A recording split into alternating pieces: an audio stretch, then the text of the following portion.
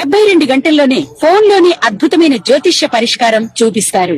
నమ్మండి, నమ్మకపోండి, ఇది నిజం. శ్మశాన కాళి రుద్ర చౌడీదేవి ఆరాధకులు నంబర్ 1 వశీకరణ స్పెషలిస్ట్. గురూజీ మనిషి పుట్టుక నుండి చనిపోయే వరకు వచ్చే అన్ని క్లిష్టమైన సమస్యలకు పరిష్కారం ఇక్కడ లభిస్తుంది. విద్య, ఉద్యోగం, వ్యవహారం, స్త్రీ ప్రేమ, పెళ్లి, సంతానం, స్త్రీ పురుష వశీకరణం, భూవశం, భార్యాభర్తల కలహాలు, కోర్టు సమస్యలు, విడాకుల సమస్యలు, చేతబడి, అప్పుల బాధ, ఇంకా మీకు ఎలాంటి సమస్యలు ఉన్నా 72 గంటల్లోనే. శ్రీ మహాగణాధిపతయే నమః. శ్రీ మహాసరస్వత్యై నమః. శ్రీ గురుభ్యో నమః. శ్రీ లలితా మహాత్రిపురసుందరీ పరాభట్టారికాయై నమః. మనం 2026 జూన్ నెలలో ఉన్నటువంటి ద్వాదశ రాశుల యొక్క ఫలితాంశాలలో భాగంగా మేషరాశి వారికి ఉన్నటువంటి గ్రహస్థితి రీత్యా ఉన్న రాశి ఫలాలు చెప్పుకుందాం. ప్రధానంగా ఈ రాశి వారికి ఈ మాసం అర్ధభాగం వరకు కూడా కాస్త ఆరోగ్య విషయంలో జాగ్రత్తలు అవసరం. ఎందుకంటే కొన్ని అననుకూలమైనటువంటి గ్రహస్థితి ఉంది కాబట్టి రవికి వేధస్థితి, తరువాత ఏలినాడి శని ప్రభావం, అంతేకాకుండా కొన్ని గ్రహాల యొక్క అననుకూలతలు ఉన్నాయి, కొన్ని గ్రహాల యొక్క ఆనుకూల్యతలు కూడా ఉన్నాయి. ప్రధానంగా వీరికి ఆర్థికపరమైనటువంటి విషయాలలో కాస్త జాగ్రత్తలు అవసరం. కుటుంబపరమైనటువంటి కొంత చికాకులు ఉన్నాయి. మానసికమైనటువంటి ఒత్తిళ్ళు, ఇట్లాంటి కొన్ని ఇబ్బందులు ఈ నెలలో వీళ్ళకి మేషరాశి వారికి ఉండేటటువంటి పరిస్థితి. కాకపోతే బృహస్పతి ఉచ్చస్థానంలో ఉండడం వల్ల ఎట్లాంటి ఇబ్బందులున్నా సరే అధిగమించేటటువంటి అవకాశం కూడా ఉంది. కాబట్టి వీరందరూ కూడా జాగ్రత్తగా మానసికమైనటువంటి ఒత్తిళ్లు ఉన్నప్పటికీ కూడా దైవికమైనటువంటి మార్గంలో వెళుతూ ఉన్నటువంటి ఇబ్బందుల నుంచి అధిగమించేటటువంటి ప్రయత్నం చేయాలి. ప్రధానంగా వీరు ఈ నెల 17వ తేదీ వరకు కూడా కాస్త చికాకులు ఉంటాయి. 17వ తేదీ తర్వాత నుంచి కాస్త అనుకూలంగా ఉండేటటువంటి పరిస్థితి ఉంటుంది. ఎందుకంటే రవి తృతీయ స్థానంలో చక్కటి శుభస్థానంలో ఉంటాడు కాబట్టి ఎన్ని చికాకులున్నా 17వ తేదీ నుంచి కాస్త అనుకూలంగా ఉండేటటువంటి పరిస్థితి చూస్తారు. వీరికి ఉద్యోగపరమైనటువంటి విషయాలలో ఏంటంటే ఉద్యోగంలో కాస్త మార్పులు ఉండేటటువంటి అవకాశం ఉంటుంది. ఈ ఉద్యోగ విషయంలో ఉండేటటువంటి వాళ్ళందరూ కూడా పై వాళ్లతో కానీ వాళ్ళ కింది వాళ్లతో కానీ అనవసరమైనటువంటి వాగ్వాదాలకు వెళ్లకుండా జాగ్రత్తగా ఉంటే కనుక ఇబ్బందుల నుంచి అధిగమించేటటువంటి అవకాశం ఉంటుంది. కాబట్టి అందరూ కూడా ఈ ఉద్యోగ వ్యాపారాల సంబంధమైనటువంటి విషయాలలో అందరూ కూడా ఇంచుమించుగా ఒకే రకమైనటువంటి పరిస్థితిని ఎదుర్కొనేటటువంటి పరిస్థితి ఉంది. అంటే కాస్త ఆర్థికపరమైనటువంటి ఇబ్బందులు ఉండేటటువంటి అవకాశం. కాకపోతే బృహస్పతి అనుకూలంగా ఉండడం వల్ల భూగృహ సంబంధమైనటువంటి వ్యాపారస్తులకి కాస్త అనుకూలం. కొన్ని ఇబ్బందులు ఉన్నప్పటికీ కూడా అధిగమించేటటువంటి ప్రయత్నం కేవలం బృహస్పతి యొక్క ఆనుకూల్యత వల్ల ఉన్నటువంటి ఇబ్బందుల నుంచి అధిగమించేటటువంటి అవకాశం ఉంటుంది. కాబట్టి అందరూ కూడా ఈ రాశి వారు ప్రధానంగా హనుమాన్ చాలీసా పారాయణ చేసుకోవడం ద్వారా కాస్త చికాకుల నుంచి అధిగమించేటటువంటి అవకాశం, ఆరోగ్య సంబంధమైనటువంటి విషయాల నుంచి ఇబ్బందుల నుంచి అధిగమించేటటువంటి అవకాశం. ఈ నెల 17వ తేదీ వరకు కూడా ఆదిత్య హృదయంతో పాటుగా హనుమాన్ చాలీసా పారాయణ చేయడం, అంతేకాకుండా విష్ణు సహస్రనామ స్తోత్ర పారాయణ కూడా చేయడం వల్ల మంచి అవకాశాలు పొందేటటువంటి పరిస్థితి ఉంటుంది.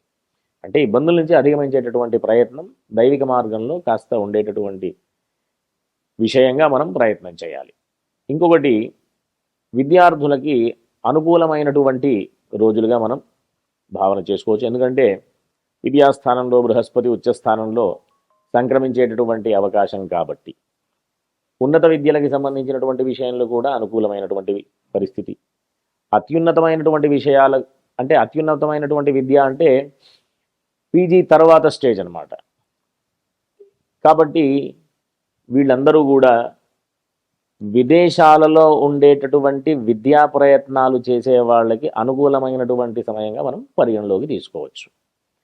కాకపోతే ఈ మేషరాశి వారికి ఆరోగ్య విషయంలో ఖచ్చితమైనటువంటి జాగ్రత్తలు అవసరం. ఉద్యోగ మార్పుల విషయంలో అనవసరమైనటువంటి ఆలోచనలు చేయకుండా ఉన్నటువంటి ఉద్యోగంలోనే జాగ్రత్తగా ఎట్లాంటి తప్పిదాలు చేయకుండా ఉంటే గనక ఇబ్బందుల నుంచి అధిగమించేటటువంటి అవకాశం ఉంటుంది. కాబట్టి వ్యాపారస్తులు కానీ ఉద్యోగస్తులు కానీ చేసేటటువంటి పనులలో కాస్త చికాకులు ఉండేటటువంటి అవకాశం ఉంటుంది. తద్వారా మానసికమైనటువంటి ఒత్తిడి వల్ల కాస్త ఆర్థికపరమైనటువంటి విషయాలలో కూడా ఈ మానసికమైనటువంటి ఒత్తిడి వల్ల కాస్త ఇబ్బంది పడేటటువంటి పరిస్థితి ఉంది. కాబట్టి వీళ్ళందరూ కూడా హనుమాన్ చాలీసా పారాయణ చేసుకోవడం, ఆదిత్య హృదయం పారాయణ చేసుకోవడం ప్రతిరోజు కూడా ఈ రకంగా ఉంటే గనక ఇట్లాంటి ఇబ్బందుల నుంచి అధిగమించేటటువంటి విషయం. అంతేకాకుండా చేసేటటువంటి పనులలో కాస్త ఒత్తిడి కూడా ఉండేటటువంటి అవకాశం ఉంటుంది. ఉద్యోగం వేరు, పనులు వేరు, దానికి సంబంధించినటువంటి స్థానచలనానికి సంబంధించినటువంటి విషయం వేరు. కాబట్టి అన్ని రకాలైనటువంటి ఇబ్బందుల నుంచి అధిగమించాలి అంటే ప్రధానమైనటువంటి ఏదైతే గ్రహాలు ఉన్నాయో ఆ గ్రహాల యొక్క ఆనుకూల్యతలు మనకు అవసరం.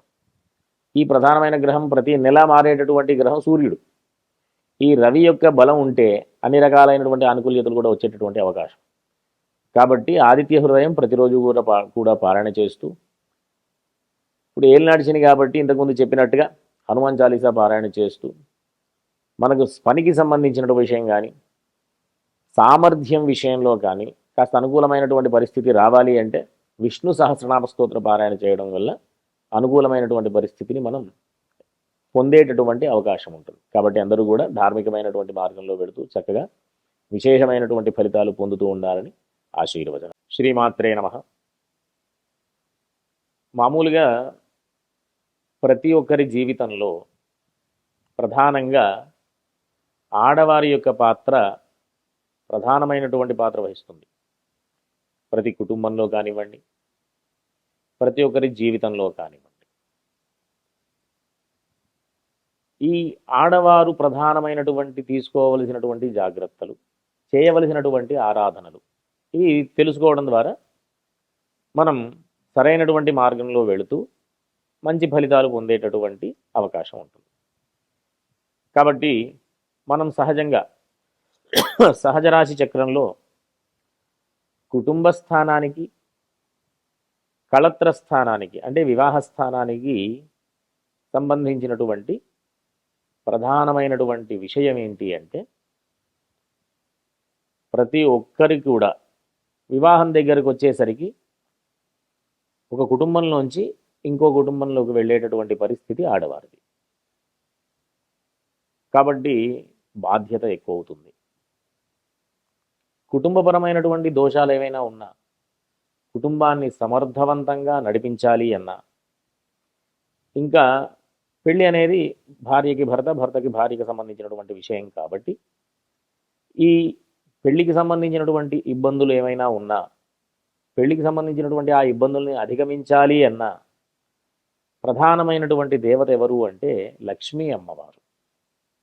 ఈ కుటుంబ స్థానానికి అంటే వృషభ రాశికి, కళత్ర స్థానానికి తులారాశికి అధిపతి శుక్రుడు కాబట్టి శుక్రుడికి అధిష్టాన దేవత లక్ష్మీ అమ్మవారు కాబట్టి లక్ష్మీ అమ్మవారి యొక్క అనుగ్రహం వధువుకి ఖచ్చితంగా ఉండాలి. కాబట్టే ప్రతి వివాహంలో పెళ్ళి పత్రికల్లో వధువు పేరు చెప్పే ముందు చిరంజీవి లక్ష్మీ సౌభాగ్యవతి అంటుంటారు. అందుకోసం లక్ష్మీ అమ్మవారి యొక్క అనుగ్రహం ఉంటూ కుటుంబపరమైనటువంటి దోషాలన్నీ కూడా పోవడానికి, కళత్రపరమైనటువంటి వివాహపరమైనటువంటి దోషాలన్నీ కూడా పోవడానికి ఆ లక్ష్మీ అమ్మవారి యొక్క ఆశీర్వచనం ఉండడానికి మనం ఆ రకంగా మన పెద్దవాళ్ళు ఈ వధువుకి పేరుకు ముందు చిరంజీవి లక్ష్మీ సౌభాగ్యవతి అని పేరు చెప్తూ సంబోధిస్తారు. అంతేకాకుండా ఈ కుటుంబపరమైనటువంటి దోషాలు అవన్నీ కూడా పోవడానికి కేవలం అమ్మవారి యొక్క అనుగ్రహం ఏ విధంగా కలుగుతుంది అంటే నిత్యకృత్యంలో ఆడవాళ్ళందరూ కూడా ప్రతిరోజు లక్ష్మీ అమ్మవారి యొక్క ఆరాధన చెయ్యాలి. లక్ష్మీ అమ్మవారి యొక్క ఆరాధన చేస్తూ ఒకవేళ పూజా కార్యక్రమాలు చేసుకోలేనటువంటి పరిస్థితిలో ఉంటే లక్ష్మీ అష్టోత్తర స్తోత్రం అయినా ప్రతినిత్యం కూడా పారాయణ చేయడం ద్వారా అనేక రకాలైనటువంటి దోషాలన్నీ కూడా పోతాయి. అంతేకాకుండా ఇంట్లో తులసి సేవ చేసుకుంటే, ప్రతిరోజు తులసికి నీళ్లు పోస్తూ, తులసి ఎప్పుడు కూడా సజీవంగా ఇంట్లో కళకళలాడుతూ, అంతేకాకుండా ఆ ప్రతిరోజు ప్రదోషం సమయంలో తులసి చెట్టు దగ్గర దీపారాధన చేయడం, ఇట్లాంటివన్నీ కూడా ఎంతో ఇబ్బందుల నుంచి అధిగమించేటటువంటి అవకాశాలని కల్పించేటటువంటి ప్రక్రియలు. చాలా చిన్న చిన్నటువంటి ప్రక్రియలే కానీ మంచి ప్రక్రియలు అనమాట, విశేషమైనటువంటి ఫలితాన్ని ఇచ్చేటటువంటి ప్రక్రియలు. అంతేకాకుండా ప్రధానంగా ఇంట్లో ఉన్నటువంటి ఇబ్బందులన్నీ కూడా అధిగమించాలి అంటే అతిథి సత్కారం నిత్యం జరుగుతూ ఉండాలి. ఎవరైనా అతిథులు వచ్చినప్పుడు లేదు కాదు అనకుండా సేవాభావంతో వారిని చూసుకుంటూ వచ్చినటువంటి వారికి పానీయాలు ఆహారాలు ఇస్తూ ఆ విధంగా సేవ చేసుకుంటూ ఉండడం ద్వారా కూడా అతిథి రూపంలో ఉన్నటువంటి ఆ పరమేశ్వరుడి యొక్క ప్రసాదం కూడా మనకు ఉండేటటువంటి అవకాశం ఉంటుంది. కాబట్టి ప్రతి ఒక్కరూ కూడా సామరస్యంగా ఉంటూ చక్కటి ఫలితాలు పొందాలి అంటే లక్ష్మీ అమ్మవారి యొక్క ఆరాధన, తులసి సేవ, అతిథి సేవ, ఈ మూడు చక్కగా ప్రతి ఇంట్లో కూడా జరిగేటటువంటి ప్రయత్నం చేయాలి. ఈ రకంగా కేవలం లక్ష్మి అంటే ధనమే కాదు, లక్ష్మి అంటే జ్ఞానం అని అర్థం. కాబట్టి ఆ లక్ష్మీ అమ్మవారి యొక్క ఆశీర్వచనం వల్ల ప్రతి ఒక్కరూ కూడా విశేషమైనటువంటి ఫలితాలు పొందుతూ అన్ని రకాలైనటువంటి ఇబ్బందుల నుంచి అధిగమిస్తూ, ఈ కుటుంబ స్థానం కళత్ర స్థానం అని చెప్పాను కదా, అవి రెండు మారక స్థానాలు కూడా. అంటే అపమృత్యు దోషాలన్నీ కూడా పోతూ చక్కగా ఆయుర్దాయం పెంచుకుంటూ ప్రతినిత్యం కూడా సేవాభావంతో అతిథి సేవ చేసుకుంటూ, తులసి సేవ చేసుకుంటూ, లక్ష్మీ అమ్మవారి యొక్క ఆరాధన చేస్తూ ప్రతినిత్యం కూడా దేవతా ఆరాధన మార్గంలో ఉంటూ అందరూ కూడా సత్ఫలితాలు పొందాలని ఆశిస్తూ స్వస్తి.